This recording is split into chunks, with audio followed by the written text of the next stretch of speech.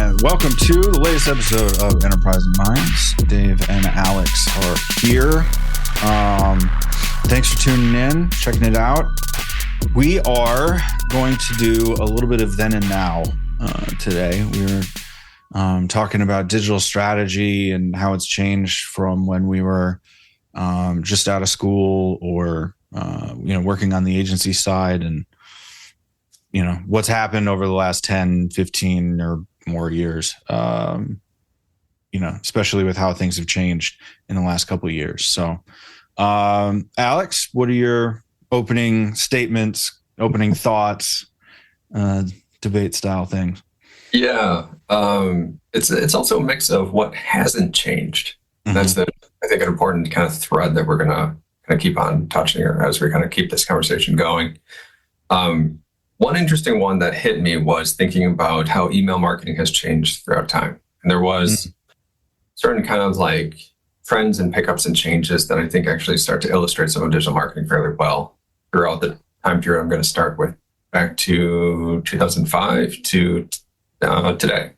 Mm-hmm. And broad strokes, basically, very beginning, it was HTML-based, difficult, kind of programming intensive more than the kind of user experience side of things. So think about more from a tech side than a front-end side. And that changed rapidly. So systems got better, things got more complex. It also became a lot more important for businesses because it worked. It sold things. It got sales to be nurtured, pipelines to happen. So it became fairly important. And there was a point I was thinking about it. I worked at an agency that had a fantastic email team. And I think it was 7 people to send a really good email. Mm-hmm. So it reached this complexity level. It's not just your one website person who did everything. Right. Now it's specialized skill sets. The complexity has grown significantly. And to do it well, you have these specialists in these different areas. So you have a copywriter, a front-end developer who creates the Photoshop files, a back-end developer then cuts that back into CSS, HTML, whatever you're sending it actually as. You have your database administrator who basically is actually doing the send. You have a project manager over the entire thing. You have an analytics person on the report out. Missing one. There's probably one more that's in that mix too. But those are it's just different career types. Those people don't necessarily even overlap. They could be like the backend developer is not the copywriter. These are very different folks. So to do that really well suddenly becomes this huge burden to get to that level.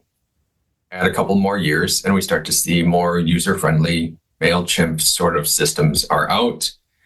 Complexity drops down. We can use templates from HubSpot. We can just basically send some real basic stuff. And as long as you can write an email or write a document of any type, you can write not great, but you can write an email and you can send it out yourself. You can do it yourself. You don't have to have the programming knowledge anymore. That burden is gone. Mm-hmm. Use preset templates. That burden is gone. The system has its own analytics. That burden is gone. Like things are shifting, right? Move it forward a little bit more. Now we've got the Canned Spam Act. We've got the different blacklist and gray lists from the different email providers. Mm-hmm. It's complex as heck. I mean, there's how you're handling people's data nowadays. If you got their email address, great. But how do you store it? What do you do with it? What are you allowed to do with it? What country are they from? Region? Suddenly the complexity jumps up from a legal standpoint. And now you're back to those email specialists basically being like the people who know all the little gritty details that might be giant liability. So important to have around. So you get this kind of push and pull thing, basically from the base technology. You've got a camera, you can have a YouTube channel, to I have a massive production team with full-on directors, specialists, editors, copywriters, everybody else, special effects artists, you name it. And I'm basically making like a mini movie for my YouTube channel now. Like complexity suddenly jumps up again. Tools get better, drops down again. Like kind of keeps going through this push and pull. Have you seen something similar with that? Like, do you see that same kind of thread in other areas? Oh, absolutely. I think, the thing that jumps out the way you describe it, and which is something I think we've talked about before, is the fact that there's this like window of specialization, where each new tactic, or even if it's not too new, it gets a little bit of a spotlight more, right? Mm-hmm. That happens for a little bit, and then it goes away, and then it happens a little bit again, and it goes away.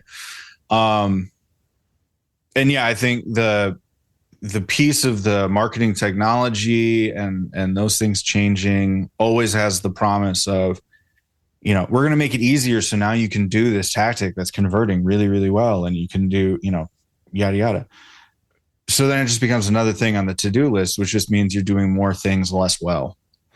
Yeah. And I feel like that's something with the more recent things with AI that you're starting to see, where it's like, yeah, it could do my LinkedIn posts. It could do my emails. It could do this, that, and the other. Right. But all of them are still just bleh, because they're average, crap. So if you were a really crappy email writer, AI might be helping you now, Sure, but then also I think the specialization, we've gone really deep into that over the last like 10, 15 years, right? Because it's no longer just, oh, I'm an email specialist. I'm an email specialist for mass consumer designer clothes and makeup. I'm an email specialist for the automotive industry, right?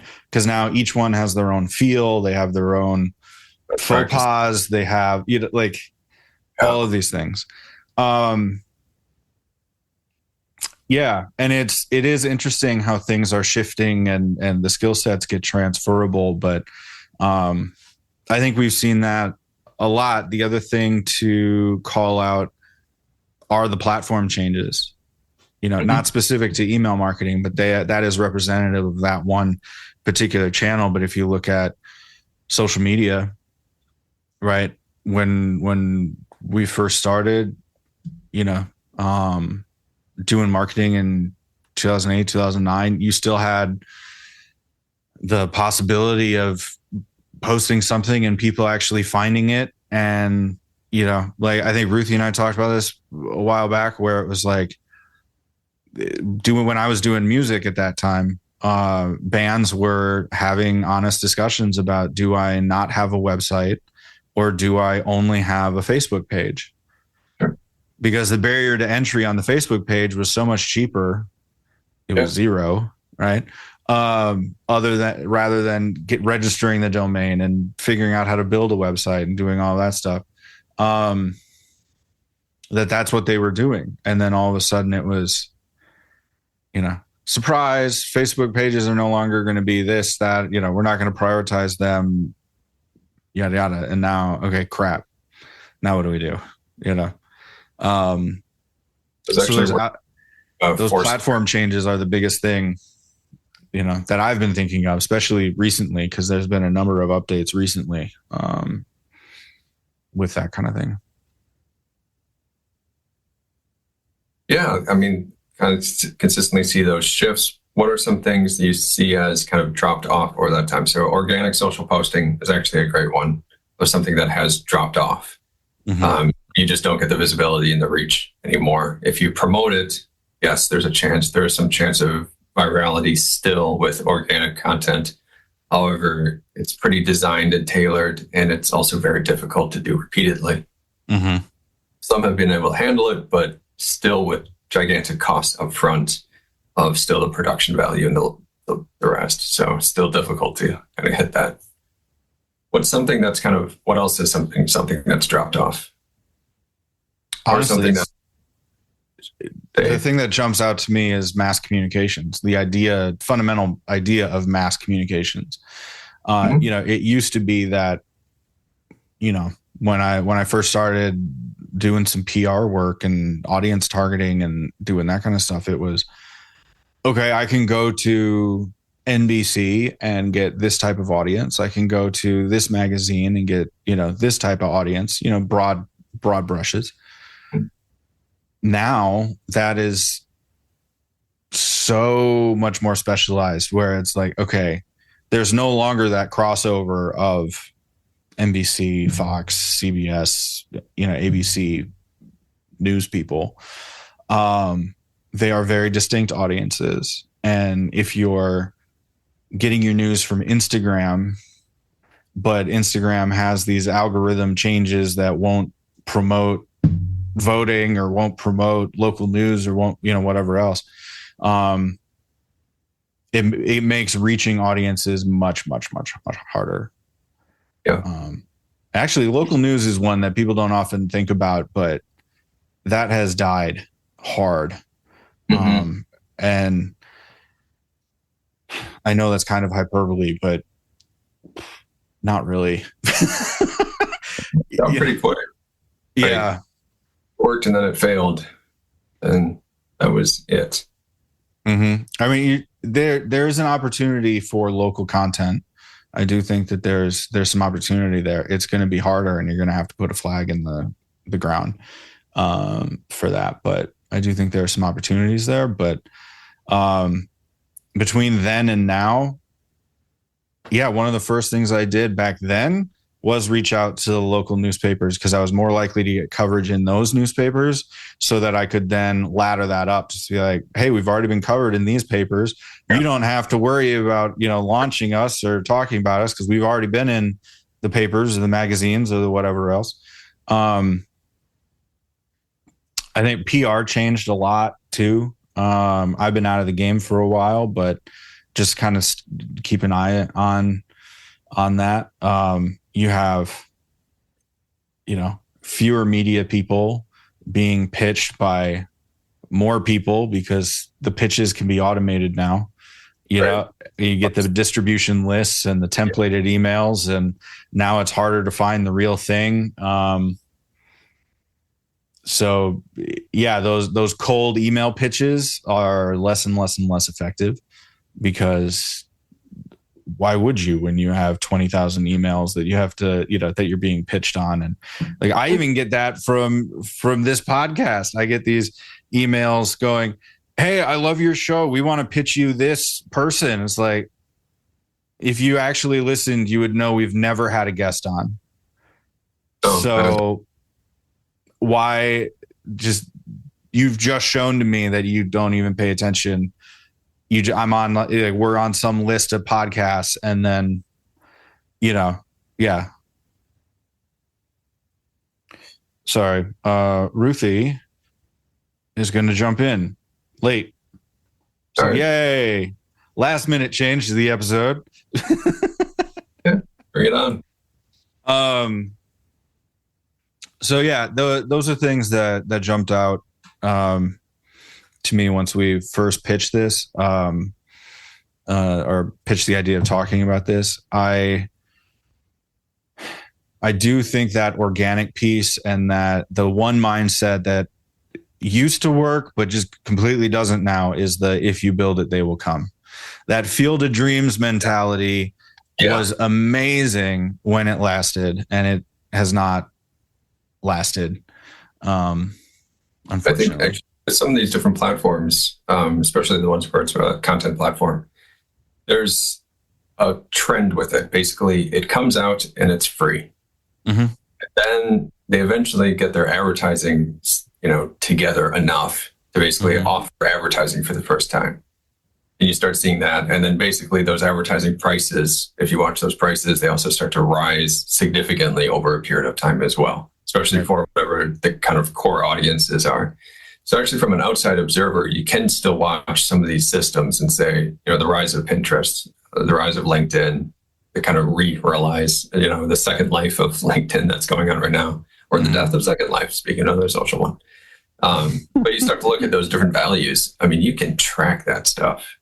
Like, there was a point where I was doing a Facebook campaign that was targeting college kids, a core Facebook audience during basically Facebook's peak with that audience. And you're paying 15 cents a click.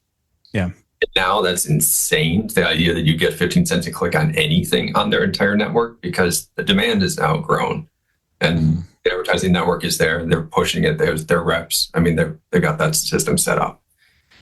So you can see those numbers. I mean, you can see that kind of trend with those platforms as well.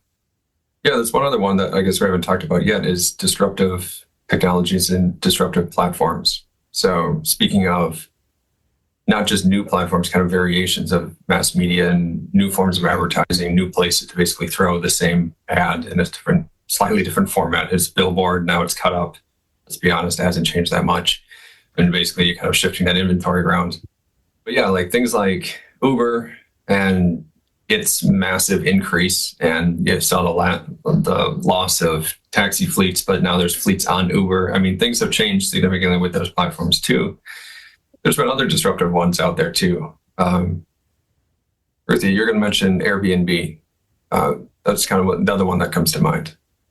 Yeah. So as I think about it, 10 years ago when I was doing much more, when I had much more of a marketing focus, it was a lot of the things that I've heard Alex, you mention. And we used to work with college students as well, as there was a number of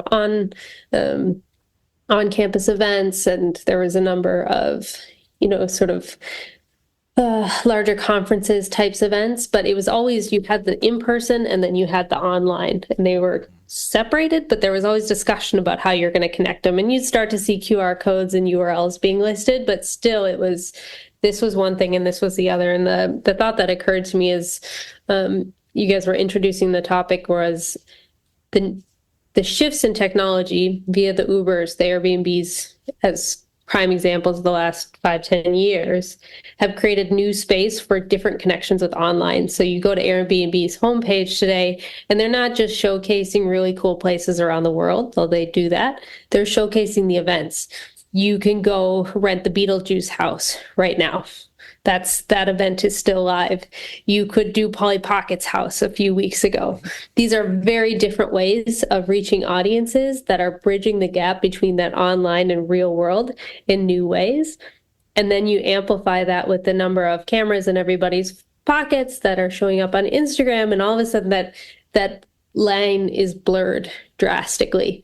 In a way that it wasn't before. And sure, you can just do offline marketing and just create the various real world experiences, and you can just do online. But I think the ones that are most interesting are where those start to blur in a way they didn't a number of years ago. And it's harder to pull off too, right? That takes infrastructure, it takes a lot of planning, logistics, in a way that if you're just going to do an offline, that takes time. If you're going to do online, you can be sort of quick and with the moment. That boring of the two is, I don't know, it's curious. It's got both quick turnaround, but also there can be a lot of planning going into those. A fascinating example. I was just thinking the Polly Pocket one. I hadn't heard of that. Not surprising. I missed my news feed. For some reason, I don't know why. Maybe it wasn't in the target demographic on that one. But just thinking, if there was a local hotel organization who put together something like that, and they wanted to spread information about that, that's local highway interstate billboards, that's local news, basically try to hit that, as much as possible. And who eventually is going to rent that? A local person, or somebody who's just slightly outside of that, who heard about it because somebody called up their best friend who knows, man, this person loves this, they're going to love it. But that's about it. I mean, your geographic area of impact is small. Well, let me challenge you on that, because with the other things that we talked about, with the kind of the bifurcation of the audiences and the mass media, like one of the biggest things that was promised to us with the social media things was, you can let your freak flag fly and you can find people who are like you, even though you're trapped in Kalamazoo. If you're into My Little Pony, my God, there's some people for you to hang out with, right? Like that was... I think no number of that.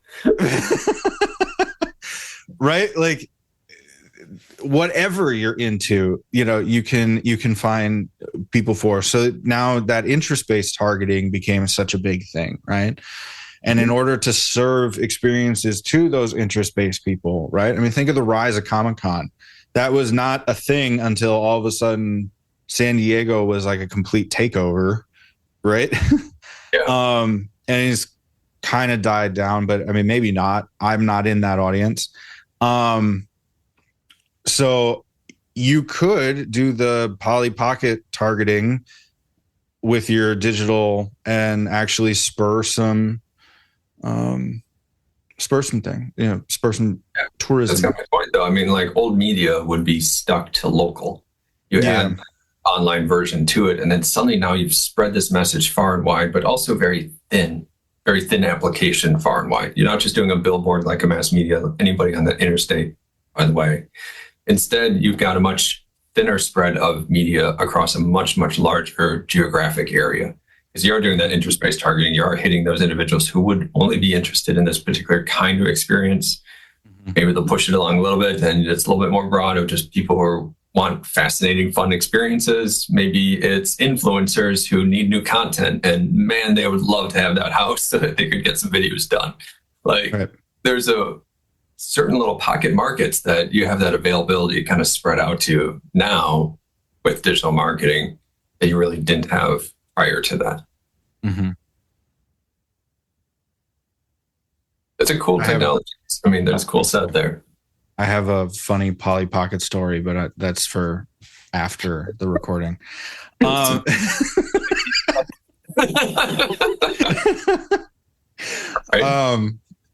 The thing that came to mind when I was listening to Ruthi was the speed at which you can do campaigns. That's definitely something that's changed. I think the really famous one, at least that got a lot of people thinking of this like real-time marketing, was the Super Bowl in New Orleans, where the power went out, and within like half an hour, Oreo had a dunk in the dark advertisement, which was amazing. Still one of my favorite things. But then last year, a local example for us, when the Timberwolves got to the Western Conference Finals and Anthony Edwards was interviewed by TNT, Charles Barkley was like, I haven't been there in 20 years. Anthony Edwards said, bring your ass. And that became the Minnesota Tourism Board slogan within like an hour. It was great. It was wonderful. The fact that people are paying that close of attention and have the ability to say yes on, creative and launching things. And like, that is a wonderful world. Now, granted, that campaign doesn't stay very long, right? The exception to that is what Sweden has done with their tourism advertisement when President Biden had a gaffe and he messed up Switzerland and Sweden. So then the tourism minister of Sweden put together this whole campaign on what's Swedish, what's Swiss. And basically they've done a bunch of different campaigns on that. And it's great. It is one of my favoriteest things. At least from marketing. Yeah. Some of the examples that you just described reminded me of another big shift that has occurred, albeit subtly. And I'm going to call it the rise of micro conversations. It might have a name and I just don't know what it is. And what I'm thinking about is you've got all these different conversations happening and you've got brands engaging with these different conversations. And there's that idea of like, be there in the moment, be there, part of the conversation, stay relevant. But part of that is you are not talking to the wide audience. You're not casting a wide net. You're talking to a very specific audience who is paying attention at that time and place. Like that Timberwolves example, never heard of it. Wouldn't be on my radar. It's not within my bubbles. You're targeting people who are in specific bubbles. Whereas as I think back, that started maybe 10 years ago. Like it was there because of course the internet was sort of opening all the conversations that were happening. But I think there was much more of a likelihood that people were watching the exact same video across, right? There was a smaller set of things that were more widely seen, whereas now you have a much wider set of things seen by smaller audiences, which makes room for very, very cool, very specific conversations, like the Polly Pocket thing, great example. It's not going to be a wide audience who's super excited about the Polly Pocket house, but if you get your niche, you're good to go. And that flourishing, I think, is definitely a shift that's happened. You have to be much more targeted. And in doing so, you've got to be much more relevant to the conversation at the time. Yeah, the full-time versus happenstance influencer rise is quite the change. I mean, you look at YouTube videos today, even some of the creators who were around kind of during the original kind of rise of it, their videos used to have millions of views, and it was the same kind of content that's being produced, same category of content they're producing today, and now it's hundreds of thousands at best. Maybe if they're doing really well, it's still hundreds of thousands, or it's maybe even less. Because there's so many new entrants into that same category on YouTube. There's just that many more options. And while they've improved heavily their quality of filming, their knowledge of filming, their knowledge of, what makes a good short versus a long form video and all the rest of that, others have too. I mean, that rise still happened, and that, spread and diversity happened as well. So, that's a very difficult place to play in right now. Mm-hmm. Yeah, I do think if the way things have changed, that when I mentioned the the field of dreams mentality of, you build your audience, you build your website, you build your social profiles, and it'll be magically there. For probably the last 5-6 years, I've been saying in most conversations, like, all right, if you want to do this, if you want to have that organic presence, you also need to have some paid behind it. Like, if you really want it to perform, unless you're this, crazy large established brand already, you're going to have some ad dollars to support what you're doing, because that's going to be one of the only ways you can break through. Unless you do some sort of like crazy guerrilla marketing, which is really fun and exciting, but to Ruthi's point, takes a lot of pre-planning, which, how many businesses or people in business do you know that have that level of creativity or take the time in order to have that level of creativity, right? Because with all of the tools that we've had, I think each employee is expected to do more and more and more, which has just led to more and more and more mediocrity. Like we talked about in the Average Age of Marketing show, right? Yeah, I would say even big media or big brands still have to do advertising as well.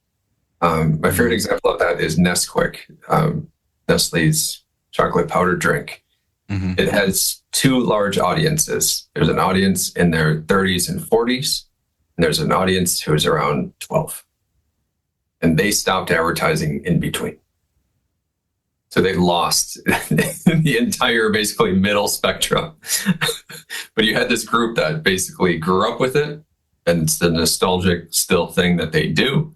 Mm-hmm. And then you got this young audience that's basically is their primary target that hits that. And then they gapped for this big section in between because they didn't put money toward it. I mean, product that's available in all the stores, not moving. That's interesting, because that's very similar to the life cycle of a lot of bands. You will see this like steady rise, and then they're good, and then their audience ages out, right? Because they have kids and jobs, and they're exhausted, and they don't really want to go downtown, for a 9 p.m. show. And then you have the comeback tours, because the kids are grown and people have expendable cash now, and they're ready to revisit what they, used to listen to. Right. So you get all those reunion tours when it's like 45, 50, yeah, that's funny. Ruthi, you're thinking hard. What are you? Well, I'm thinking about Alex. You guys' thoughts about paid advertising and that just being a constant. And the thought that comes to mind is just that the numbers of ways that we reach our audiences, or rather, not the number of ways, but the variations in the ways that you might go about reaching your audience has just expanded.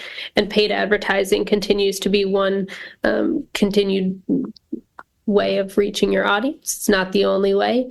Dave, to your point, you can do the guerrilla marketing, and that takes a whole bunch of new forms because we have new technologies available. As does the paid advertising.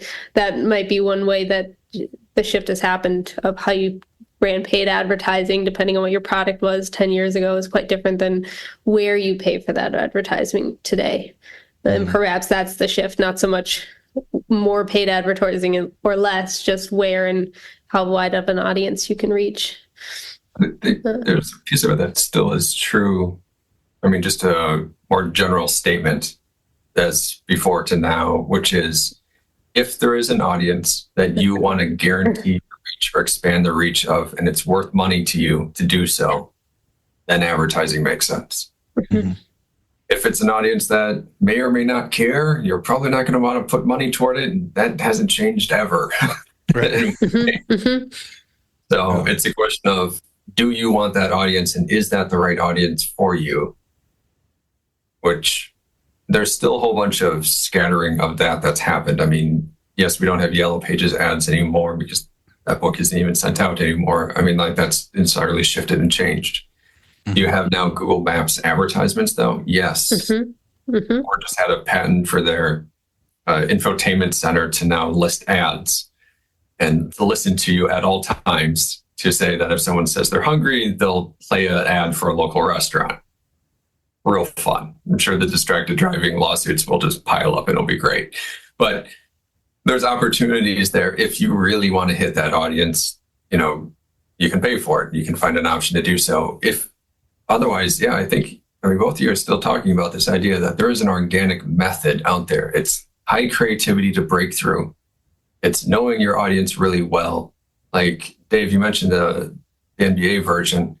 That works with some audiences, but that phrase won't work for the other audiences. I mean, it'll be like you're going to have to hit that line in between. And for kind of state-approved budget, maybe you got somebody who is going to approve that and somebody who won't. I mean, that's a line there. Same thing with Oreo, to be able to turn that thing around and actually make that footage, that meme, that photography that fast.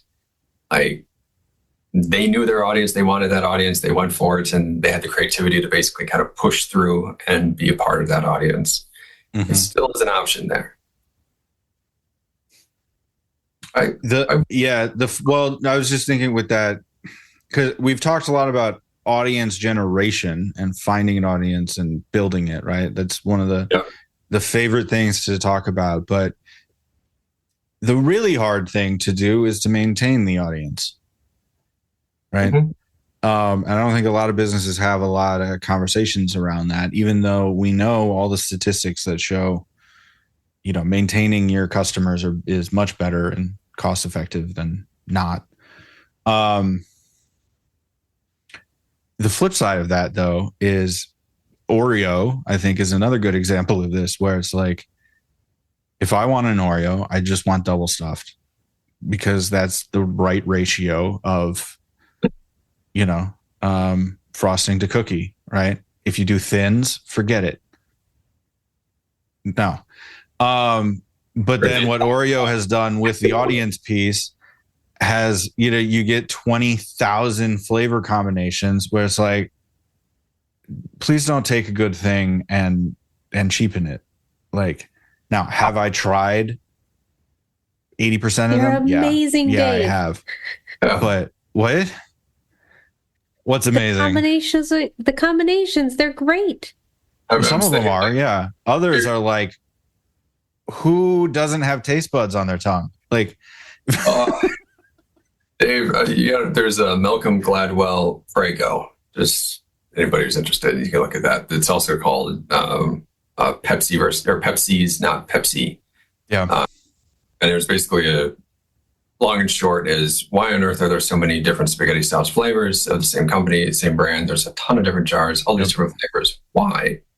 Why do you need all this different stuff? And it basically is you have groupings of audiences. There's the Pepsi thing is just because the amount of sweetener in a Diet Pepsi in their nationwide study.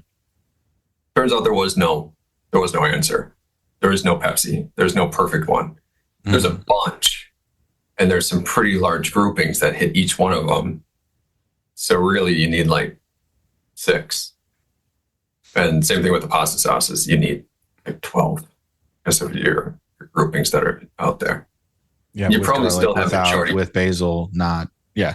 No, I mean, I get the taste preferences is a unique thing for specifically food. However,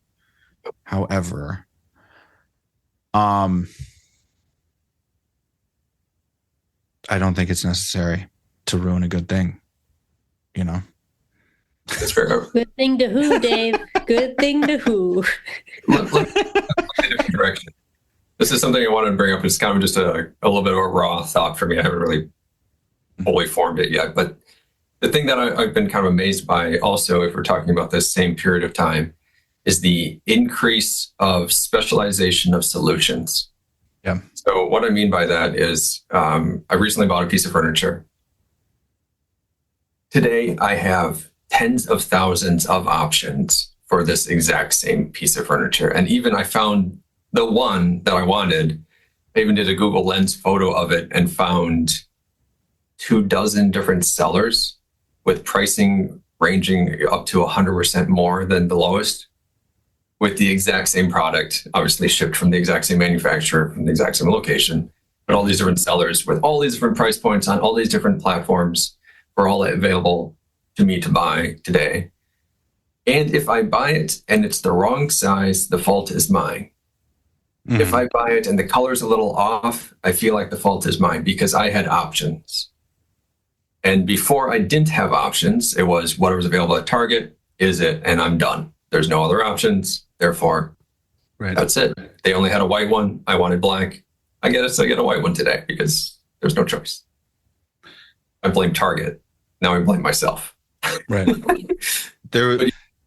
NPR had an interesting show on, or an interesting segment on white labeling and the rise of that. Mm-hmm. And the reporter had the same thing where we needed to buy a table. We found this one table at a certain, their preferred store, mm-hmm. but because the reporter was doing this piece, looked into it and found the manufacturer was white labeling it for the store. And if you bought it from this other store online, it was 40% cheaper. Yep. Same table, just a different distributor, totally different pricing. And at that point, it's like, well, the system feels rigged. You know? This is like when you learn that Abercrombie and Hot Topic are owned by the same parent company in high school, and you go, well, screw it. We're done. Yeah. You mean we can get along, the jocks and the goths and the... Capitalism makes use of it all. Mm-hmm. Well, to kind of further that piece, think about the manufacturer from 10 years ago versus today. That manufacturer from 10 years ago had one product and was able to capture a larger audience because there was those who wanted it and those who wanted things that were like it, but there wasn't an available option. So they bought it too. Mm-hmm. Now, I mean, I've got 24 different sellers who may or may not actually be different companies. They might actually all be one company with, 24 listings, let's be honest. Mm-hmm. But I have so many more options now. So my audience that manufacturer can reach is now a much smaller segment as well. So you're still trying to break through and gain that audience. But the specialization and the ability to search for these finite things. And if my particular plumber doesn't have the phrase that I'm looking for on their website, I go with the other one who does. Mm-hmm. Or it was just a list of plumbers and you called and that was it. Well, the manufacturing thing is an interesting example too, because the volumes of the production runs have changed over the last, right? Because as each audience gets more specialized and each audience gets smaller and smaller because of that specialization, you can no longer do these like crazy huge production runs of whatever it is. You need to be much more nimble in your manufacturing processes, which obviously changes the the pricing and the money around it. Like the Shine landfills, like fast fashion, and the massive landfills basically that are just filled with unworn, unpurchased clothing because they did a production run and they didn't sell or some sold and the rest didn't and they threw away the rest. it was profitable at some point to do that. And you wouldn't have that before because your inventory just wouldn't be that diverse and replaceable.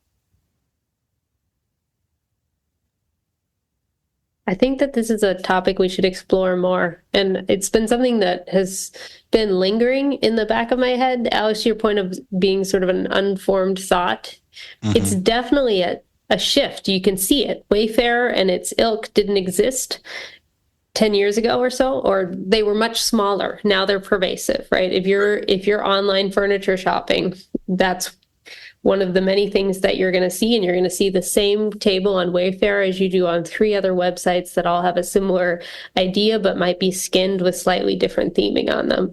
And that's been a dramatic change, and part of it is the online technologies that enable it, but a huge piece of it is the manufacturing infrastructure behind it, which has sort of grown in its ability to find different ways of making similar furniture at lower costs, so that they can enable all these different variations. Similar deal with fast fashion. You can recreate the same garment, but you can take little shortcuts in the types of fabrics or the types of stitching you do to make it less expensive. And all of a sudden you can see that same garment at Target, but it's a completely different level of quality, even if it looks very similar. And I haven't quite formed many opinions, just it's an observation. It's something that's definitely a difference in our world today than it was before. There's some things that certainly are beneficial, and there's a lot of things that I go, I don't know if I like that so much. And perhaps it doesn't matter if I like it or not. That's just how things are shifting. But yeah, it's a good one to explore. The other piece on that is shipping and logistics as well. And I don't know if necessarily the pricing really has dropped all that much, or if just the profit margins have eroded away to basically fit the customer demand of free shipping, or what appears to be free shipping. I mean, we all kind of know that's a false notion because you are still paying for the product and you're paying for shipping in some direction. But the speed of shipping as well. I mean, there's so many other kind of pieces there too. So you could have so much delivered so quickly. I think the piece that gets me is like, to what extent are we better off as individuals? There's certainly a case to be made in a number of different areas where having a greater amount of choices is good, right? If your foot's super weirdly shaped, it doesn't benefit you to have a very small variety of shoes to choose from because you just get left in foot pain, right? And for those who are particularly interested in interior designing, finding that perfectly shaped table to fit that weird spot can be a real benefit. So there's a ton of benefits when we think about very niche cases. But then I think about your example of like, now it's my fault. Wouldn't it have been better if there was just sort of a generic? Right. Yeah. Yeah, it gets funny because there's this weird kind of purchase and research side of things where it used to be very word of mouth focused of what people mentioned and what your friends said, family members and the like. Now we have online reviews, so I don't need to talk to my friends and family for reviews anymore. So that conversation's kind of dead. That was a funny one that came up recently, was the little bit of a side, but it was giving directions. I was talking to some family members of mine, and they were trying to give me directions to a place, and I was like, I put it in my phone. I don't need directions. They were like debating whether or not to take this highway or this highway. I'm like, whatever Google Maps tells me is what I'm going to be taking. Let's be honest. Like, I go where it tells me, not what I thought. How else do you kill an afternoon, though, Alex? Like, what? It's disgusting highway condition. Yeah. But to get to the consumer research side of it, there is, of course, fake reviews and that like out there too. There's Consumer Reports and other sites that try to contain a somewhat reviewed set of products as well, and it's a smaller selection. We always got to get this kind of like push and pull atmosphere to that as well, where you can research it to death. You can just buy it. Maybe we're better off because we're not buying inferior products as often, but let's be honest, the person who left the 1-star review bought it. So it still was bought. Maybe it just wasn't bought as many times.